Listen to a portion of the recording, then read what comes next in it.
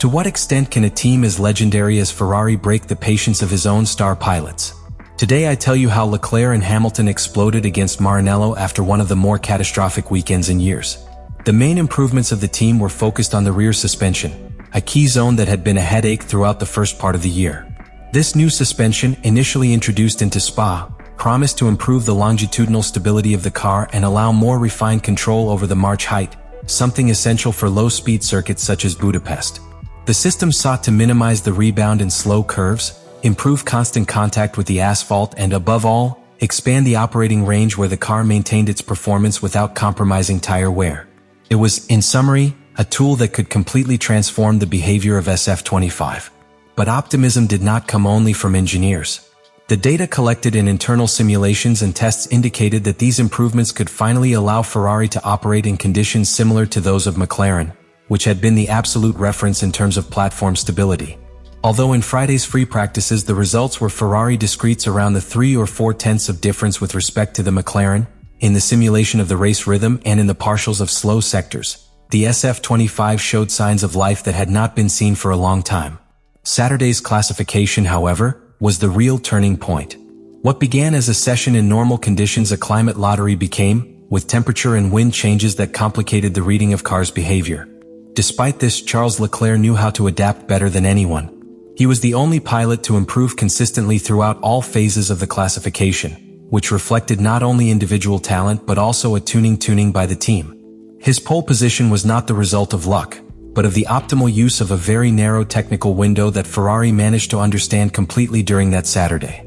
Leclerc's reaction upon learning that he had achieved pole said everything. His voice, surprised and excited, was that of someone who did not expect that result, but who recognized the effort behind. It was a symbolic moment. It was not only the first pole of the year for Ferrari, but the first in Hungary since 2017. At the emotional level, it was a reaffirmation that something, finally, was working. And that something was not limited to numbers.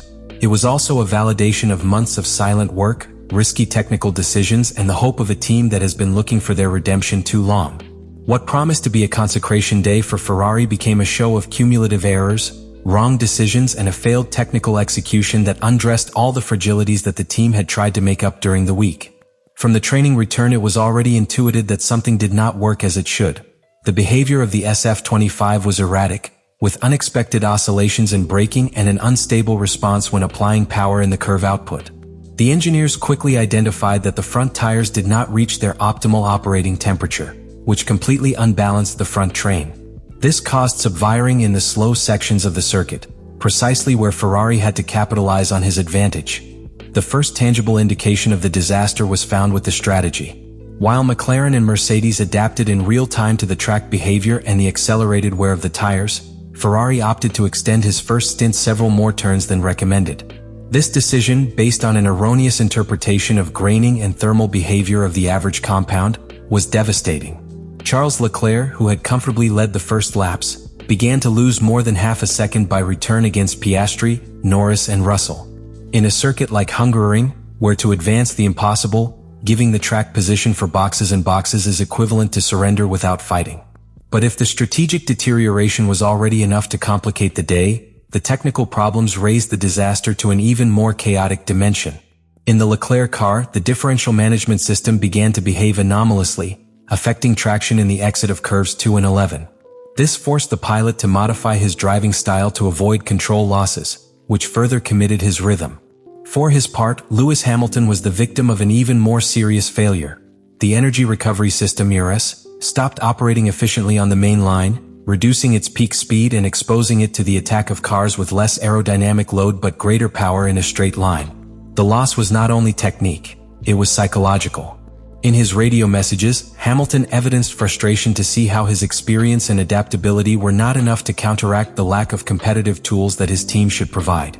In one of the most critical moments of the race, Ferrari made an unforgivable mistake in the synchronization of boxing stops. Both pilots were called on a margin of 2 laps, which put the team under pressure in the garages.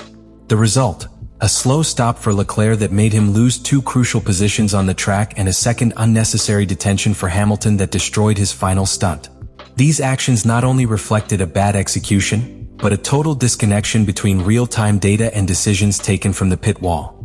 In the end, both SF25 crossed the goal in positions that did not reflect their potential performance at all. Leclerc finished 7th, Hamilton could barely save 2 points with a 9th place. The contrast with the euphoria on Saturday was so violent that the tension in Ferrari boxes could even be felt through the cameras. The engineers avoided visual contact, the mechanics operated in absolute silence, and the faces of the team leaders were a reflection of disbelief and resignation. It wasn't just a defeat, it was a public humiliation, transmitted live to millions of spectators. The most devastating was the generalized perception, even among the rivals, that Ferrari had had a gainable race in his hands, and let it escape without even presenting a serious resistance. This was not a defeat caused by the overwhelming superiority of the rival, but by a systemic collapse that evidenced that under the surface of technical promises, there is still an organization that has not resolved its most elementary structural failures. The tension that had accumulated for weeks within Ferrari exploded publicly and uncontrollable after the checkered flag in Hungary.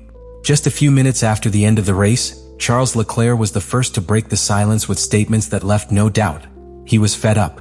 His tone, content, and body language transmitted much more than frustration for a lost career. It was an open complaint to an internal culture that, in his words, does not learn from his mistakes and is condemned to repeat them. Leclerc talked about the lack of communication between engineers, strategic decisions taken without a solid technical basis, and an environment in which the pilot's voice does not seem to have the weight it should. In his own words, "We have been talking for months of improving processes, of being more reactive in the race, but every Sunday is as if everything started again from scratch." Lewis Hamilton soon joined the choir of criticism, and although his style was more content, his message was equally blunt. The 7-time world champion showed that his arrival in Ferrari had been motivated by the promise of a serious, competitive, and technically solid project. But after just a few great awards, his disappointment was evident. "Don't come here to fight for 7th positions," he said firmly. He also referred to the lack of strategic forecast and the inability of the team to adapt in real time, something that, according to him, makes the difference between a leading team and one that simply survives in the middle zone. Frédéric Vasseur, team leader, tried to contain damage to the press conference after the event, ensuring that internal measures were being taken and that the team was committed to improvement. Tensions between pilots and engineers, as well as between technical and strategic departments, began to leak through sources close to the team. There was talk of crossed reproaches during post-carrier analysis meetings, a rare-raised atmosphere in the Maranello factory, and a growing distrust between the different areas responsible for the performance of the car. They even transcended rumors that key members of the simulation and performance area could be considering offers from other teams due to the lack of clear direction.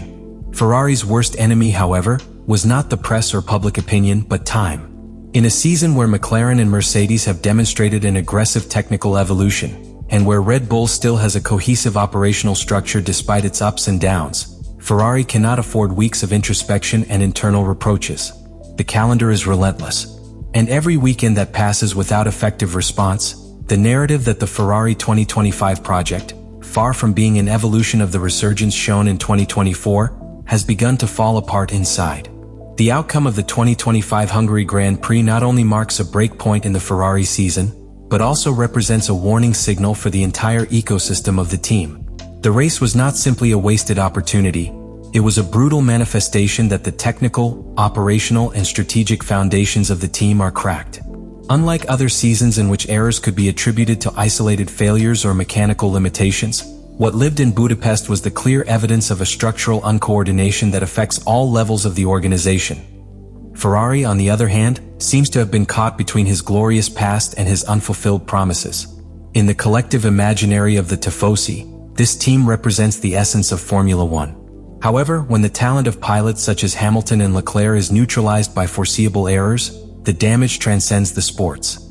It is an emotional fracture, a disappointment that undermines the relationship of trust between the protagonists and who should support them. The consequences are already beginning to feel. Internally, tensions multiply.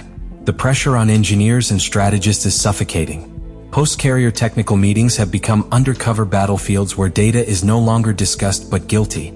Sponsors observe with growing concern how their investment is increasingly associated with images of frustration and failure. And in the world of sports marketing, perception weighs as much as the results. Hungary has therefore been more than a stumble. It has been a relentless mirror that reflects the fragility of the current Ferrari project.